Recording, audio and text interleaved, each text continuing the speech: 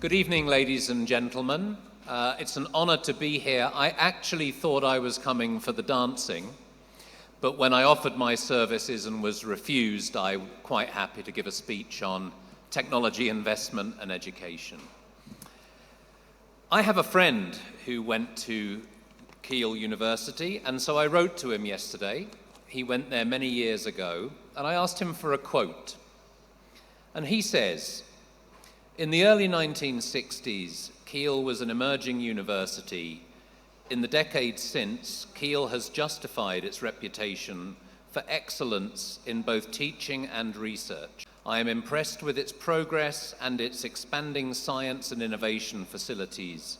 No wonder that Keele is the highest ranking university, according to Times Higher Education, to offer degrees in Nepal." That was written by Ian Taylor, MBE, who became the Minister of Science and Technology in the United Kingdom.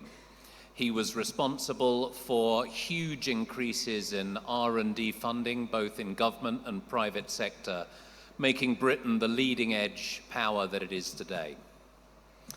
And what a time to launch a bachelor's in data science in Nepal. I think with this wave of technology, AI, data, and the cloud, it's essential Nepal stays in front of the curve, just like Rose, my colleague here, was saying. What's happening is nothing less than a revolution. In fact, I believe that society, human society, will not have seen such changes since the Industrial Revolution. Before the Industrial Revolution, ladies and gentlemen, almost everyone was a farmer with just a few kings. Now, of course, what happened in the decades and centuries since then was society completely transformed, working in factories with management, a middle class emerged, and a lot of the issues you see today still playing out. I think what we're looking at with the ubiquity of cloud, data science and AI is a similar revolution, and nobody knows where it's going to lead us. But what I can tell you is that Nepal needs to be in front of the curve, and that's what I believe this degree can offer. And it's not just this degree. For the first time in history, Nepal can compete on a level playing field with the rest of the world. Why? Because in the Industrial Revolution, we had no railways, we had no engines.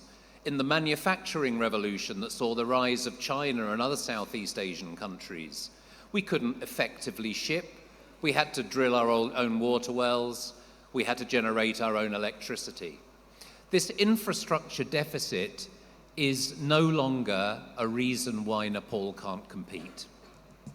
And I have examples. Dolma Impact Fund has invested in some incredible local businesses. Cloud Factory, a data management company, is a UK holding company but employs around 4,000 people here in Nepal, managing data for large and growing AI companies in the US and Europe. It employs another 3,000 people in Kenya. Fuse Machines is a leading AI enterprise software and services company on the international stage, using software written here in Kathmandu. Next month, I hope to fly to New York to participate in the ceremony of ringing the bell on NASDAQ on its first day of trading, the first Nepali origin company ever to list on the NASDAQ market.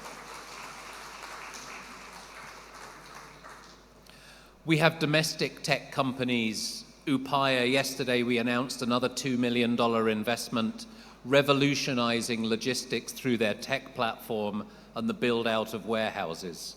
Food Mandu, revolutionizing and producing data, pioneering the market in food delivery and now quick commerce.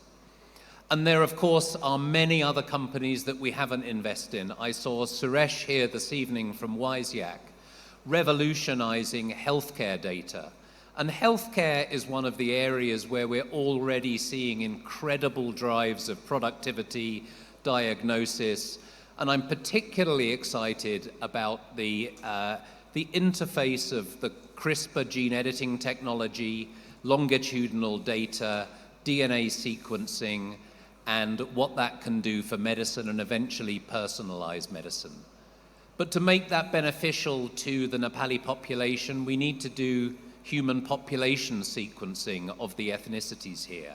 And I'm glad to see Suresh, who is trying to pioneer a data standard, an international FHIR data standard that can build out our data. So graduates from this degree are coming into a fascinating time. What really is the difference now between starting a business in California or Kathmandu? The only one I can see is education.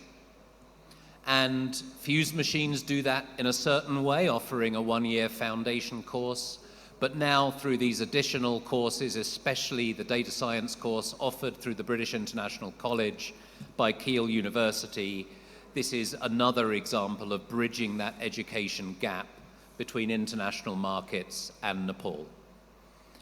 And so now is the time to back our industry. Now is the time to back our entrepreneurs. Because if we don't, this industrial revolution will sail past Nepal. But if we do, there's enough talent here in entrepreneurs, in brains, to see this country rise on the back of data science and artificial intelligence revolution. So I, for one, am dedicated to investing further in technology businesses in this country. Ladies and gentlemen, let's stay ahead of the curve. Thank you.